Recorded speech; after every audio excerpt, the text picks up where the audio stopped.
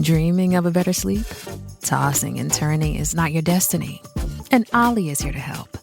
Ollie invites you to sink into sweet, sweet slumber to improve your mental and physical health and overall wellness.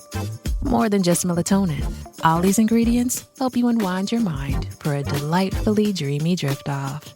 Sleep is on the way at Ollie.com. That's OLLY.com.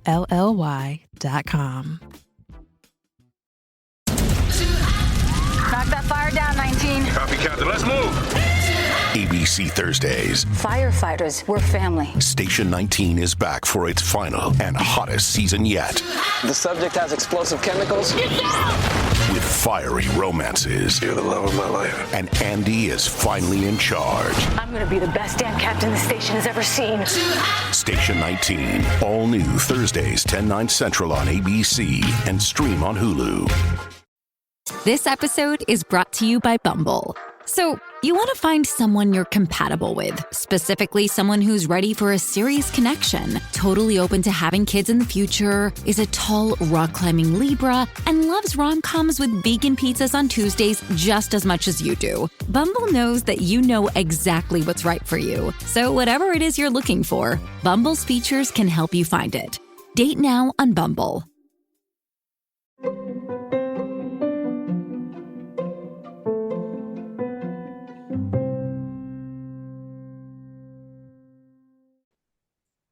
Earl Spencer is the author of 7 history books, many of them bestsellers. He also co-hosts the Rabbit Hole Detectives podcast and has presented historical documentaries for television. He was educated at Oxford before working for NBC News for a decade and was an on-air reporter for The Today Show and a presenter for the History Channel. In his latest book, The Memoir, A Very Private School, he takes us inside his family homes at Park House and Althorpe, but mostly inside Madewell Hall, where he and so many others suffered toxic abuse during his years there in the 1970s. Listeners, I do want to mention that this conversation will touch on abuse, both sexual and physical, on a high level. So if that is triggering for you, as powerful as I know this conversation will be, please take care of yourself and respect your own boundaries and needs. We are beyond honored to have you here today. Welcome to the show. Thank you very much. Well, as I just said to you in the pre-show, I want to start honestly by thanking you for this book. This is a memoir, yes, but it's a zoomed in memoir on an incredibly difficult period of your life, which is the time when you were at Madewell Hall, a boarding school, from ages 8 to 13. And as difficult as it was to read, I cannot imagine how difficult it was to write. So you write, it is a study of sadness of a boy lost. You've written many other books, as I just said in the introduction. You certainly did not owe anyone this brave and vulnerable memoir, which you refer to as the book of my life. So why take this project on, and why now specifically? Well, I didn't think I was going to write a book about this subject, but as part of the therapy I've been involved in for decades now, and a lot of it touching on my years at this school, I started a folder on my computer and just jotted down memories from the school. And then one day I looked at that folder properly and I realized I had 700 headings for different things, some very mundane, you know, the things we did each day, and then others of, as you've mentioned, really serious toxic abuse. And I was talking to a guy, somebody flagged up that he had been at school with me, he was a year younger, and he never talked about his time there. In fact, his wife said he had never, ever talked about his time there. And I sat with him and I said, look, you know, I'm contemplating a book, but would you mind just saying what happened to you? And he told me horrific things. And I took notes down, and it was 10 pages of notes, and including how he had been seriously sexually assaulted as a 9-year-old, etc. You know, really appalling things. And I put my notebook down and I said, look, I just can't write a book on this. It's too dark.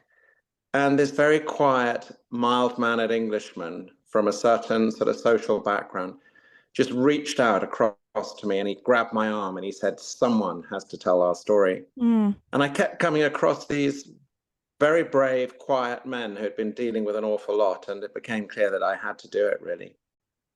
What was the most challenging part of taking this journey and writing the book, and what was the most cathartic part for you? The most challenging part was meeting up with men 50 years or 45 years since I'd met them before to talk about their experiences and feeling utterly bereft, so sad at their stories, these things they'd never told anyone. You know, a lot of them said, I tried to put that in a box and forget about it. And then they started to talk about it. And I would come home utterly shattered by listening to what had happened to them. And I tell you, one of the strange things, although I was pretty badly abused myself, as I'm sure we'll get on to, but it was hearing other people's tales of what had happened to them that was unbelievably sad making and upsetting. It really got to my soul.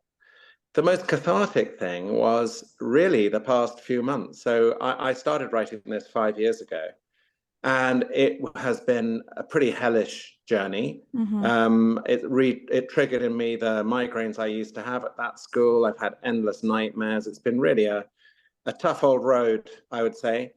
But I suddenly realized about 2 or 3 months ago that I was reconnected. I mean, I dedicate the book to Buzz.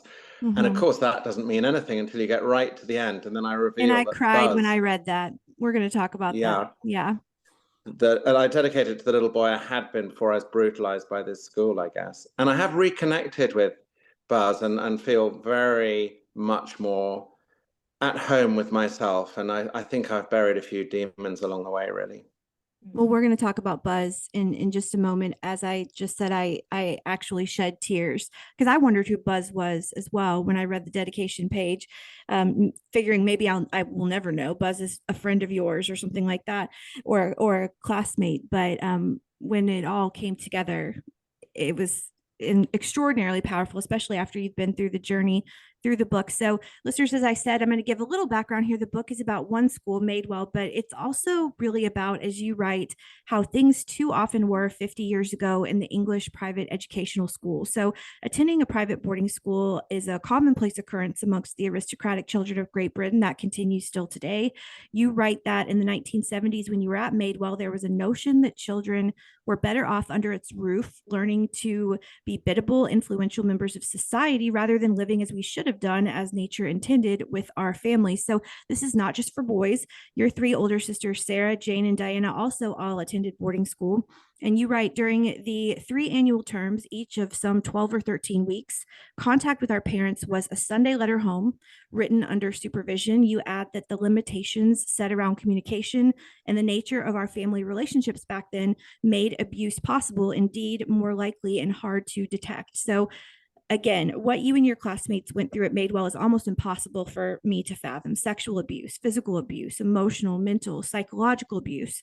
Again, I know that I was not a part of this abuse, but I still want to say I'm so sorry for what happened to you and all the others who endured this at Madewell or elsewhere. So Madewell reads like a combination of prison and boot camp. And you write that Madewell was typical of the boarding schools of its time in being effectively a closed community. It attracted staff who were drawn to this blend of quiet and secrecy. Some of them welcomed power and status and the ability to cut off the outside world. Many of these adults weren't there for the boys' best interest, but to meet their own darker needs. So listeners, to get the full picture, please buy this powerful book. But on a high level, how would you describe life at Madewell?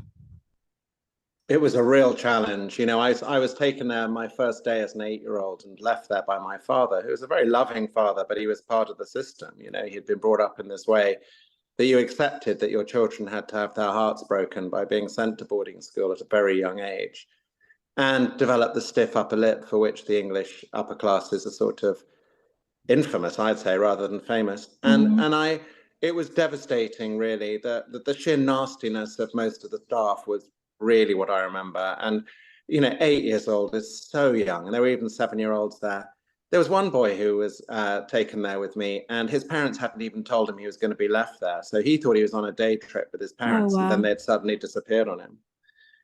It is difficult to understand because we're all, you know, those of us who are parents today are probably much more, even from certainly my background, much more involved with our kids than back then. But you arrived in this place where you realized straight away that the most terrifying figure in the school was the headmaster, the head teacher.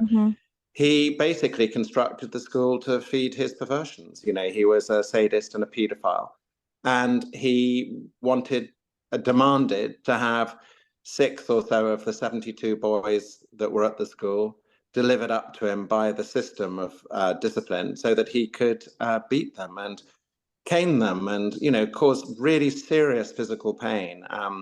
One of my best friends from the school, who I went to the school on the same day as, he's 59 like I am, and he still has scars on his buttocks from the canings. So this is an unbelievably harsh environment. And I don't want to sound genderist, but I think one of the problems with Madewell was there were no sympathetic female characters. We've been deprived of our mothers.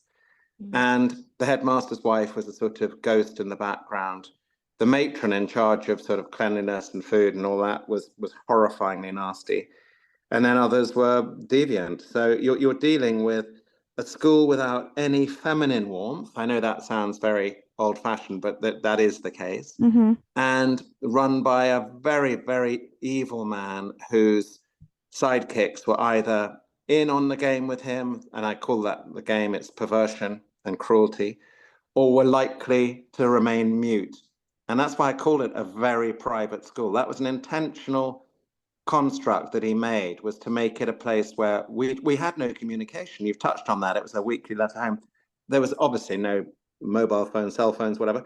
There was no landline. We were totally stuck in the middle of nowhere, being run by a group of really deeply flawed human beings. In your book, you write that across 2,500 boarding schools in England, there are 630,000 boarding students today. But, and I'm quoting you, few of those institutions would have survived if they hadn't evolved significantly from the time I write about. So inexplicably, Madewell does still exist today. Can you tell us how the school evolved and how the system of boarding schools in England have evolved as a whole? Yeah, I don't know an enormous amount about Madewell. I do actually have some friends who have children there now, and it does seem from their account to be a much gentler, more family orientated place. They actually have people on the website who have pastoral care. There was absolutely zero pastoral care for the children when I was there in the 70s. And I think that they are businesses. At the end of the day, these private schools are businesses. So they have to compete in the market by presenting themselves as kind places that are going to nurture children fully. Now, of course, there are always going to be bad adults who take advantage of vulnerable children. But I think that there is a whole raft of safety measures now and inspections. We had nobody ever visit the school to inspect it, to see what was going on. And the parents were very, very rarely allowed into the place, maybe once or twice a year inside the building.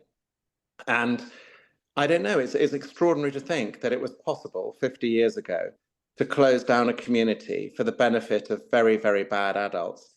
And the children just sort of had to suffer it, really. I mean, I'm not saying everyone was abused. I've spoken to a lot of people. A couple of them said, yeah, it was a terrible place, but they enjoyed the sports and I actually really enjoyed, I've got friends, as I touched on earlier, who I made at that place. And I have resilience, actually. That's one thing. I mean, it was bought at quite a price, but I could sort of survive anywhere in the world because of what I went through. And I'm sure a lot of my contemporaries could. But I think, this was I have heard of other schools at the same time. Excuse me. I've heard of other schools at the same time that had the same very serious issues going on. And then I've heard of others in the 70s which were happy places. So I think it was just bad luck that I ended up at an extreme outlier like Madewell in the 70s. Well, I want to talk about buzz because you write at one point in the book that writing this book is a reclamation of your childhood. So there's no way around the childhood trauma that your life at Madewell produced during your formative years. And as you write, many of us left Madewell with demons sewn into the seams of our souls. Your childhood trauma extends beyond Madewell. You write that you experienced abandonment before being sent off to Madewell. This was in the mid 60s when I was 2. This is you speaking through your words, not me, obviously. And my mother left home for a man she'd fallen in love with. That, of course, is your stepfather, Peter Shan Kidd. Your father also later remarried to a woman named Rain.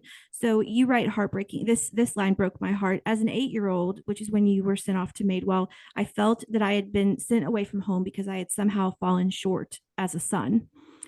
I can't overstate that this is during your most formative years that this abuse and this is happening. So you struggled with fervent homesickness that you called as inexplicable as it was inescapable. So we keep talking about Buzz. The book is dedicated to Buzz. I read that at the beginning of the book. I, of course, as I said, wondered who Buzz was, but that is answered later in the book.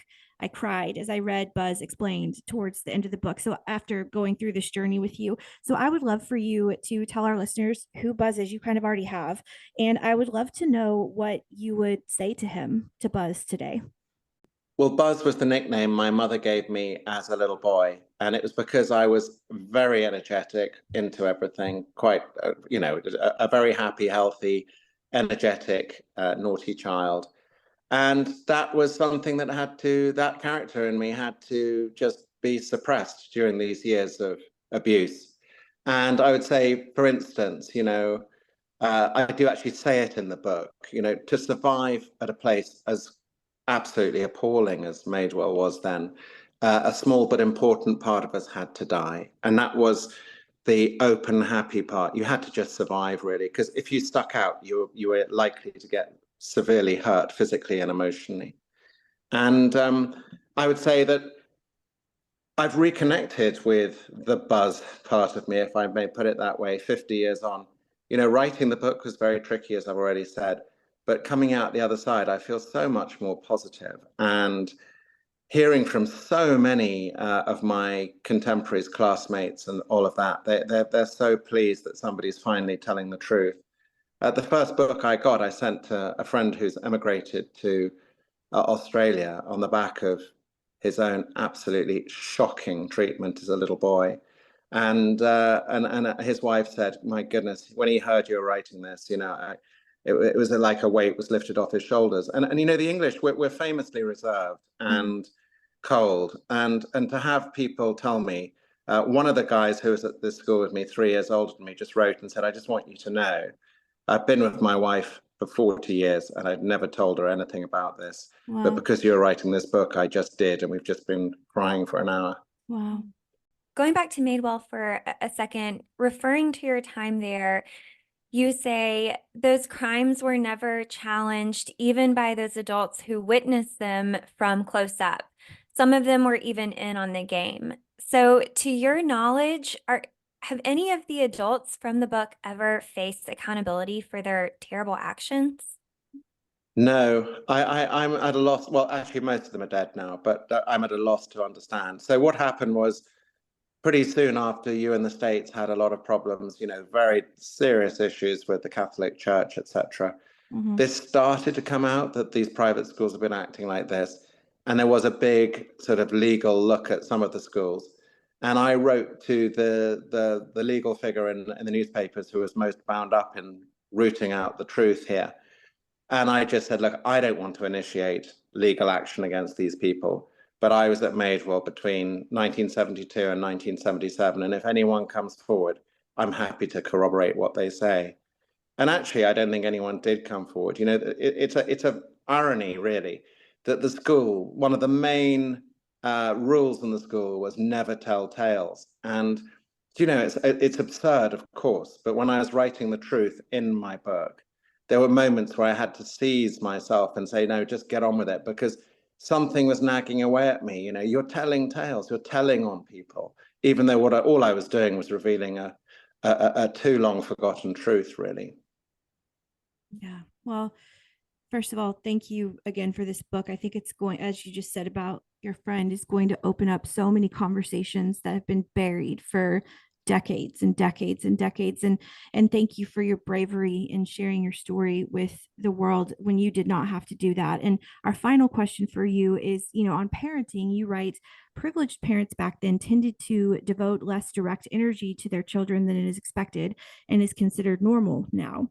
You write elsewhere in the book how parents would travel abroad with aplomb, indulging themselves and having fun. And as you write, the assumption was that someone responsible was looking after the children on their behalf.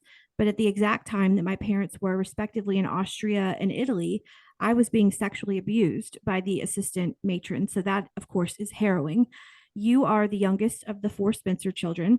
Your sister Diana was the closest to you in age. She looked after you. And there's an anecdote in the book about how she couldn't settle down until she knew that you were okay. Later, of course, she broke the mold on parenting within the royal family. I, of course, never had the privilege of knowing her. Of course, I wish I had, not even because of her fame or style, but because of the person that she so obviously was. So, this is such a brave effort from you. What do you think your sister Diana would say to you upon the extremely courageous release of this book? Well, it's funny actually, because earlier today, one of her very closest friends said, I think she'd be very proud. So, so that's nice. Makes me emotional right there with you. Thank you for this book. Thank you.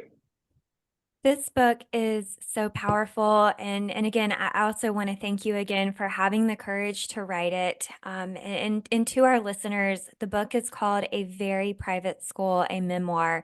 And it came out this past Tuesday, March 12th. So we appreciate you again so much for being here today. And thank you for sharing your story with us. Oh, thank you. It's a pleasure. Thank you very much, both of you.